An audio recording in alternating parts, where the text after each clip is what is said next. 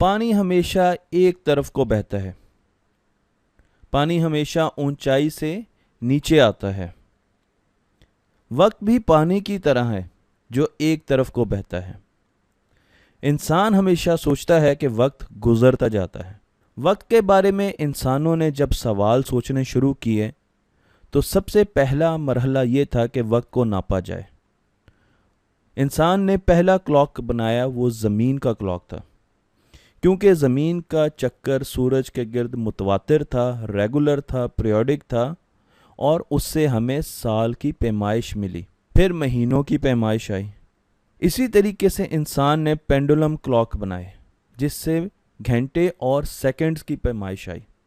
ये सारे clock periodic लगातार वक्त को नापते थे।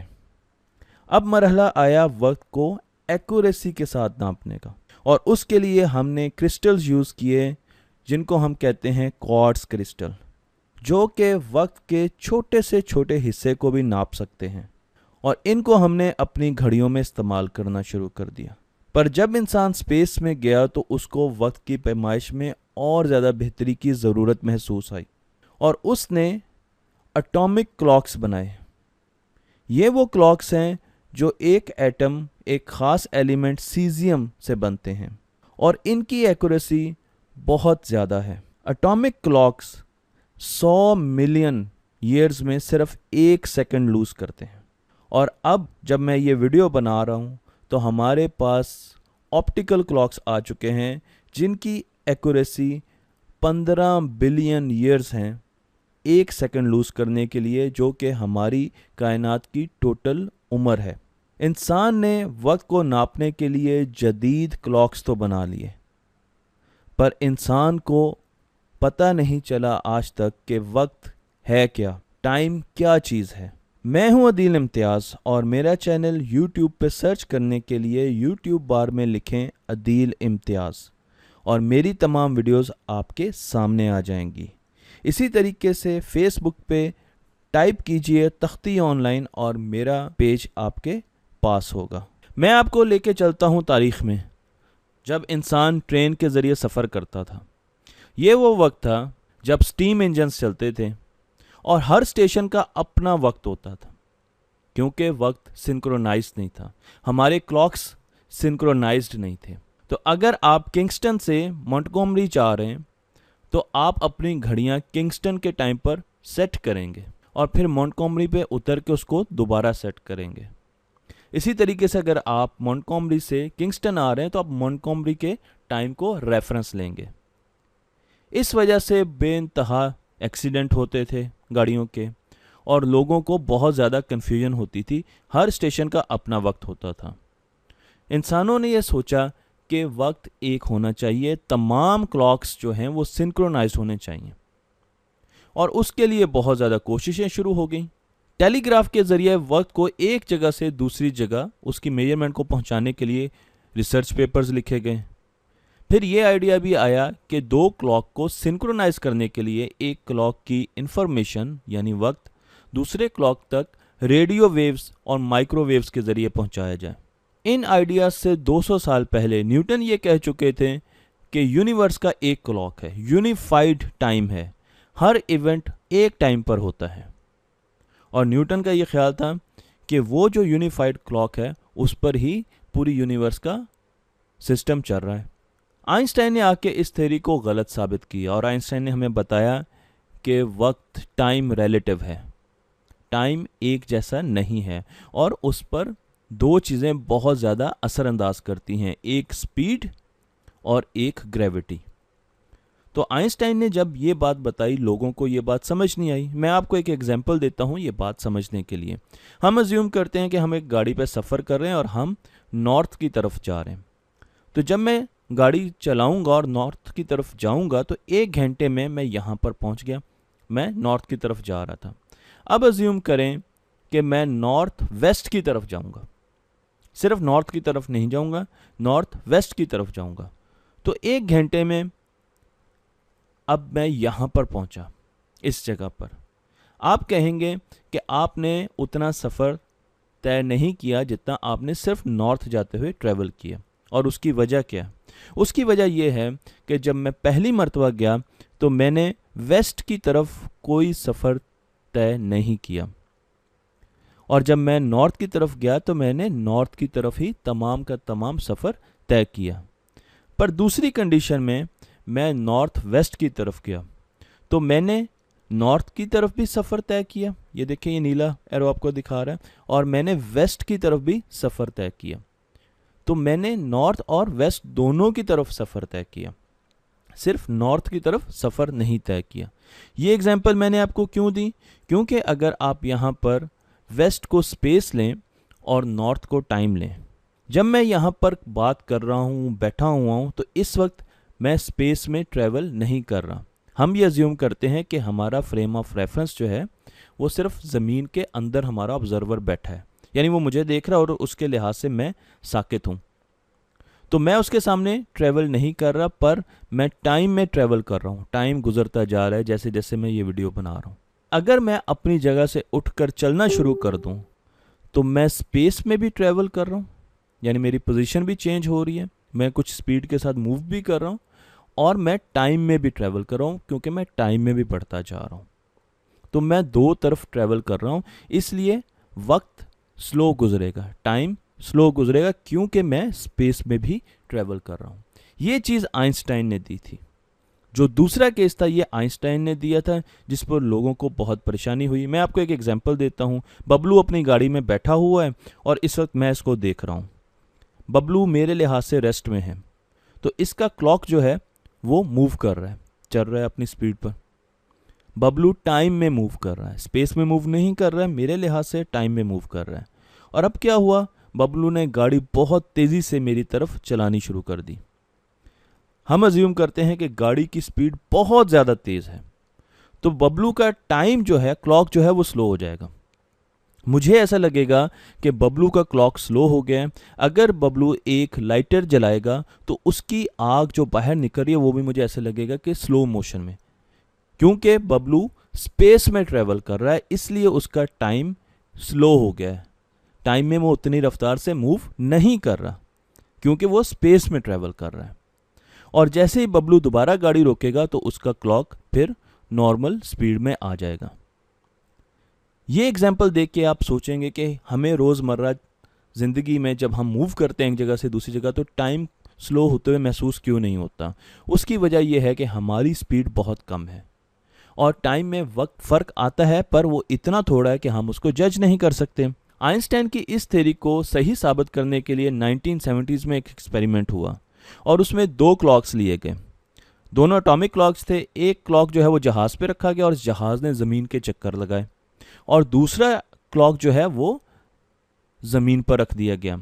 अब क्योंकि जहाज़ की स्पीड बहुत ज़्यादा थी और ये इस पर ग्रेविटी भी कम असर कर रही थी, तो जब इन क्लॉक्स को वापस लाया गया तो सेकंड का बहुत कम हिस्सा ये क्लॉक पीछे रह गया था।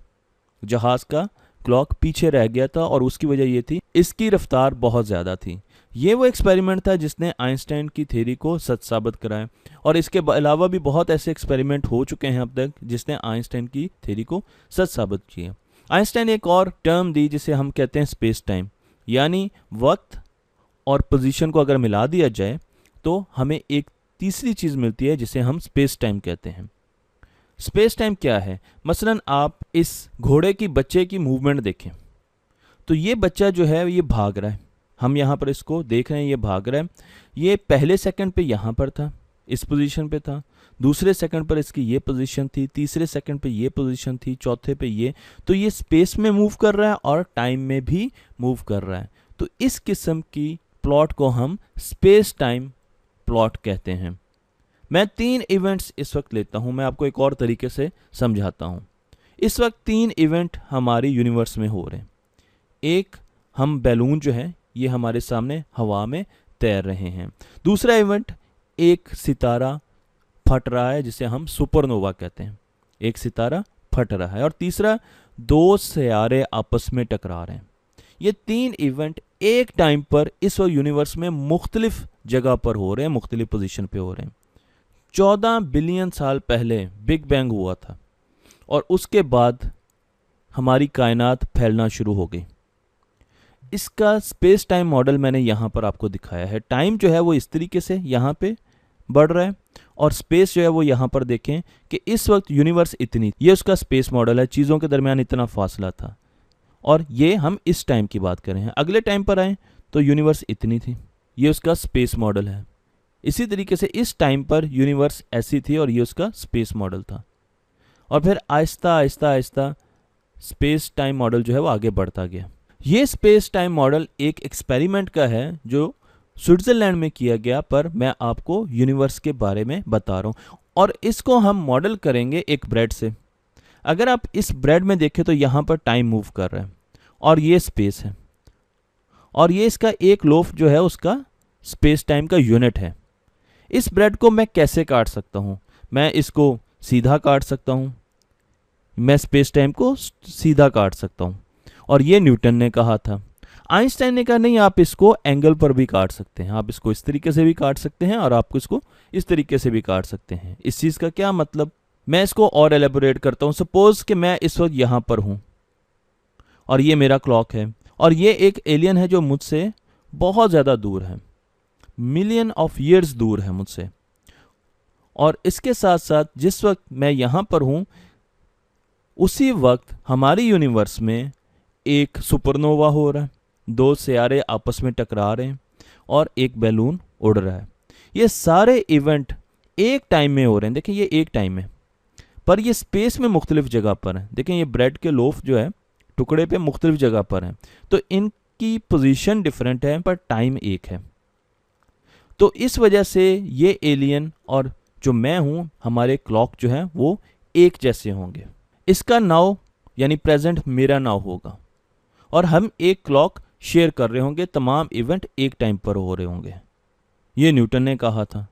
आइंस्टाइन ने ये कहा कि अगर ये एलियन दूसरी तरफ मूव करके मुझसे दूर भागना शुरू कर दे या बहुत तेज़ी से मूव करना शुरू कर दे तो अब इसका नाउ और मेरा नाउ, मेरा प्रेजेंट और इसका प्रेजेंट एक जैसे नहीं रहेंगे, बल्कि इसका नाउ जो है उसका जो प्रेजेंट है वो मेरे माजी की तरफ आ जाएगा। अब जो स्पेस टाइम है उसको जो हम काटेंगे वो एंगल पे काटेंगे। ये वो वक्त था जब न्यूटन जिंदा था, ये वो वक्त था जब ये स्टार जो है वो अभी फटा नहीं था। हो सकता है ये वो वक्त हो जब दो सियारे आपस में टकराए ना हो, और ये वो वक्त था जब बैलून में हवा नहीं भरी गई थी। यानी हम हमारे माजी में, अब ये एलियन हमारे माजी की तरफ देख रहा है, उसका नाव मेरे पास्ट में आ गया है। इसी तरीके से अगर ये एलियन मेरी तरफ मुंह करके भागना शुरू कर दे, इसकी स्पीड बढ़ जाए, तो अब क्या होगा? और अब जब इसकी डायरेक्शन चेंज हो गई है तो इसका नाव जो है वो मेरा फ्यूचर बन जाएगा। जब मेरे पोते टेलीपोर्टेशन कर रहे होंगे, एक जगह से गायब होकर दूसरी जगह पर आ रहे होंगे, फ्यूचर टेक्नोलॉजीज आ चुकी होंगी। ये चीज़ बड़ी हैरान कुन थी। इसका मतलब ये है कि कुछ जगहों पर हमारा पास्ट, प्रेजेंट और फ्यूचर एग्जिस्ट करता है। हमारा पास्ट, हमारा फ्यूचर, हमारा प्रेजेंट एक दूसरे से अलग नहीं है। हम तो ये कहते हैं कि टाइम फ्लो कर रहा है, और अगर टाइम फ्लो कर रहा है तो हमारा पास्ट, फ्यूचर और प्रेजेंट एक जगह पर मौजूद कैसे हो सकते हैं? साइंसदानों का ख्याल है कि ये वो दरिया है जो फ्रीज हो चुका है, जम चुका है, जिसमें पानी फ्लो नहीं कर रहा, और हम हर चीज़ को एक्सप्लोर कर रहे हैं। अगर ऐसी चीज़ मौजूद है तो क्या हम फ्यूचर में जा सकते हैं? क्या हम माजी में जा सकते हैं? आइंस्टाइन की जनरल थ्योरी ऑफ रिलेटिविटी ये कहती है कि जब भी कोई क्लॉक ग्रेविटी में आता है, ग्रेविटी के हिसार में आ जाता है, तो वो स्लो हो जाता है। इसका मतलब ये है कि अगर किसी सियारे के पास हम क्लॉक को लेके आएँ तो वो स्लो हो जाएगा। हम फ्यूचर में जा सकते हैं। मसलन यहाँ पर दो भाई हैं, एक भाई जो है वो स्पेस क्राफ्ट में बैठता है और दूसरा भाई जो है वो ज़मीन पर रहता है, और ये भाई ब्लैक होल पर जाता है। ये ब्लैक होल हमारे सूरज से 40 बिलियन टाइम बड़ा है, तो इसकी ग्रेविटी भी उतनी ज़्यादा होगी और इस पर क्लॉक जो है वो बहुत ज़्यादा स्लो हो जाएगा। अब ये जो भाई है ये इसके चक्कर लगाता है, इतनी दूर रह के चक्कर लगाता है कि ये इस ब्लैक होल के अंदर ना चला जाए, और ये 2 घंटे चक्कर लगाता है, तो इसका क्लॉक बहुत ज़्यादा स्लो हो गया है और टाइम बहुत स्लो गुजर रहा है। जब ये वापस ज़मीन पर आएगा तो इसका भाई मुमकिना तौर पे 50 साल बड़ा हो चुका होगा, इससे ज़मीन पर इतना टाइम गुजर चुका होगा और वो बूढ़ा हो चुका होगा। तो ये फ्यूचर में जा चुका है। ये एक तरीका है जिस तरीके से हम फ्यूचर में जा सकते हैं। अगर हम माजी में जाना चाहते हैं, मसलन मैं मिस्र के शहर में जाना चाहता हूँ बहुत अरसे पहले, और मैं वहाँ पर जाके मुख्तलिफ लोगों से मिलना चाहता हूँ, तो उसके लिए साइंटिस्ट ने एक हाइपोथेटिकल, एक फ़र्ज़ी चीज़ बनाई जिसे हम कहते हैं वर्म होल। साइंसदान ये कहते हैं कि अगर हम किसी ऐसी जगह पर जाना चाहते हैं स्पेस टाइम में जो बहुत दूर है, मसलन अगर इस पेपर को सीधा कर लिया जाए और मैं इस पॉइंट से स्पेस टाइम में मूव करता करता करता करता यहाँ पर जाना चाहता हूँ, तो ये इतना ज़्यादा फासला है कि मैं इतनी देर तक ज़िंदा नहीं रह सकूँगा। तो इसका एक तरीका यह है कि किसी तरीके से इस पेपर को इकट्ठा कर लिया जाए, स्पेस टाइम को इकट्ठा कर लिया जाए, और ये दोनों पॉइंट आगे पीछे या ऊपर नीचे आ जाएं, और फिर हम एक टनल बना लें इनके बीच में और हम स्पेस टाइम में मूव कर जाएं। इसको हम वर्म होल कहते हैं। मसलन यहाँ पर मैंने आपको दिखाया कि ए पॉइंट से अगर मैं बी पॉइंट पे जाना चाहता हूँ तो ये स्पेस और टाइम में मुझे बहुत ज़्यादा ट्रैवल करना पड़ेगा, पर एक आसान काम यह है कि मैं इतनी एनर्जी प्रोड्यूस करूँ कि इन दोनों पॉइंट्स के बीच में एक टनल आ जाए, एक सुरंग बन जाए, और फिर मैं उस सुरंग के ज़रिए ए से बी में जल्दी पहुँच जाऊँ। ये एक हाइपोथेटिकल रिसर्च एरिया है जिस पर बहुत ज़्यादा रिसर्च हो रही है, पर हमें यह महसूस होता है कि ऐसी रिसर्च अभी फ्यूचर में कामयाब नहीं हुई। उसकी वजह यह है कि अदरवाइज़ हमारे पास फ्यूचर से बहुत लोग वापस आ चुके होते, या हम वापस अपने माजी में चले जाते और वहाँ पर जाकर वापस आ सकते। तो अभी तक वर्म होल्स उस पर काम हो रहा है। हम स्पेस में एक जगह से दूसरी जगह जा सकते हैं और वापस भी आ सकते हैं। मसलन मैं लाहौर से कराची जा सकता हूँ स्पेस में, ये रोड लाहौर से कराची जा रही है सपोज, और उसके बाद मैं कराची से लाहौर वापस आ सकता हूँ। पर क्या टाइम में हम वापस आ सकते हैं? एरो ऑफ टाइम तो ये कहता है कि हम टाइम में सिर्फ आगे को ही जा सकते हैं। अगर मोमबत्ती जल रही है तो वो आगे को ही जाएगी, वापस नहीं आ सकती। पर क्यों? जितने भी लॉज ऑफ फिजिक्स हैं वो तो ये कहते हैं कि आप टाइम में आगे भी जा सकते हैं और पीछे भी जा सकते हैं, वो तो टाइम में होल्ड करते हैं। फिर हम रियल टाइम में जब ये चीज़ सोचते हैं तो ये चीज़ हम एक्सपीरियंस क्यों नहीं कर पाते कि एक टूटा हुआ कप वापस जुड़ सकता है, हम वक्त में पीछे जा सकते हैं। फिजिक्स इस चीज़ पर किसी किस्म की कदगन नहीं लगाती। इस चीज़ को एक्सप्लेन किया बोल्ट्जमैन ने, और बोल्ट्जमैन ने हमें बताया कि एंट्रोपी हमेशा वक्त के साथ बढ़ती है, डिसऑर्डर हमेशा वक्त के साथ बढ़ता है। ज़मीन में, कायनात में डिसऑर्डर वक्त के साथ बढ़ता है और वो वक्त के साथ कम नहीं होता, रिवर्सिबल प्रोसेस नहीं है। मसलन अगर आप इस अंडे को देखें और ये अंडा 4 एटम से मिलकर बना है, तो इस अंडे को अगर ये नीचे गिरा टूट गया तो हम ये अज्यूम करते हैं कि इसकी टोटल 16 स्टेट्स है, क्योंकि सिर्फ ये 4 एटम से मिलकर बना है। इसकी जो ऑर्डर वाली स्टेट है वो ये वाली है जिसमें अंडा बिल्कुल साबित है, और उसके बाद ये सारी वो स्टेट्स हैं, जिस तरह ये टूटने के मुख्तलिफ मरहले हैं, ये वो स्टेट्स हैं जिसमें इसके एटम्स मुख्तलिफ कन्फिग्रेशंस में हो सकता है ये वाली स्टेट हो, ये वाली स्टेट हो, ये वाली स्टेट हो। तो अंडा जब नीचे गिरा तो वो इस स्टेट में गया और उसके 2 एटम्स इधर आ गए और 2 इधर आ गए, और ये इसकी माइक्रो स्टेट है। अब वापस अंडे को यहाँ से यहाँ पे ले जाने में कबाहत क्या है, और उसकी वजह यह है कि ऑर्डरली स्टेट सिर्फ एक है जिसमें अंडा पूरा का पूरा है, और जो उसकी दूसरी स्टेट्स हैं वो 15 हैं, वो 15 स्टेट्स हैं। तो अंडे का यहाँ से यहाँ पर वापस जाना, इसकी प्रोबेबिलिटी बहुत कम है, 1 डिवाइडेड बाय 16 है। जबकि उसका इस स्टेट से मज़ीद किसी और स्टेट्स में जाना जो कि ऑर्डरली स्टेट्स नहीं है, उसकी प्रोबेबिलिटी बहुत ज़्यादा है। इस कम प्रोबेबिलिटी की वजह से हमें कभी भी कोई चीज़ टूटी हुई वापस आती हुई महसूस नहीं होती, और उसकी वजह यह है कि अगर एक कप को हम ले लें, इस कप में ट्रिलियंस ऑफ एटम्स हैं, सिर्फ 4 नहीं हैं, और जब ये ट्रिलियंस ऑफ एटम की हम स्टेट्स का कैलकुलेट करेंगे तो ये ट्रिलियंस ऑफ ट्रिलियंस स्टेट्स होंगी, और वो सारी स्टेट्स ऐसी होंगी जो ऑर्डरली नहीं होंगी, क्योंकि ऑर्डरली तो सिर्फ एक स्टेट है जिसमें ये कप पूरा का पूरा है। बाकी जितनी इसकी माइक्रो स्टेट्स होंगी, जो ट्रिलियंस ऑफ ट्रिलियंस स्टेट्स हैं, वो सारी वो स्टेट्स होंगी जिसमें ये टूटा होगा। किसी में इसके 4 टुकड़े होंगे, किसी में 6 होंगे, किसी में 10 होंगे। अब उन तमाम को अगर हम वक्त के साथ ऐसे जोड़ें, उनके एटम्स को ऐसे जोड़ें, मसलन ये इसकी एक स्टेट है जिसमें ये टूट चुका है, ये इसकी ऑर्डरली स्टेट थी जिसमें ये पूरा का पूरा मौजूद था, और ये इसकी नीचे वाली स्टेट है। तो अगर इन आइटम्स को हम इस तरीके से इकट्ठा करें दोबारा कि ये इसी स्टेट में वापस आ जाएं, तो ये कब जुड़ जाएगा टाइम में। और ये कब होगा, इसके चांसेस कितने, इसके चांसेस जो हैं, मैंने यहाँ पर 1 डिवाइडेड बाय 1 ट्रिलियन लिखा है, पर एक्चुअली ये चांसेस इससे भी कम है। अगर आप 1 के नीचे ये 12 सिफर हैं, अगर इसको आप 36 सिफर कर लें, 36 सिफर कर लें, जीरोस कर लें, तो इतने चांसेस हैं एक कप में जिसकी सिर्फ 1 ट्रिलियन एटम्स हैं। तो उसमें एक स्टेट में वापस आने के जो चांसेस हैं वो 1 डिवाइडेड बाय 1 और उसके आगे आप 36 जीरोस लगा दें, यानी 10⁻⁻36। इतने चांसेस हैं कि वो दोबारा उसी कंडीशन में आ जाए, वो स्टेट में आ जाए जो ऑर्डरली थी। और बाकी जितनी स्टेट्स हैं वो ऑर्डरली स्टेट्स नहीं हैं, वो डिसऑर्डर की स्टेट्स हैं। इस वजह से उस ऑर्डर की स्टेट में आने के लिए बोल्ट्जमैन ने जो कैलकुलेशन की, जो इसने इक्वेशन लिखी, उसमें उसने हमें बताया कि इसके लिए इतना ज़्यादा टाइम चाहिए कि ऑब्जर्वर जिंदा नहीं रह सकेगा। यानी इतना ज़्यादा टाइम चाहिए कि इवन हमारा सोलर सिस्टम जो है वो भी ख़त्म हो जाएगा। पर ये पॉसिबल है, इसकी प्रोबेबिलिटी बहुत कम है कि एक टूटा हुआ कप वापस जुड़ जाए, पर ये प्रोबेबल है, ये पॉसिबल है। इसका टाइम बहुत ज़्यादा होगा।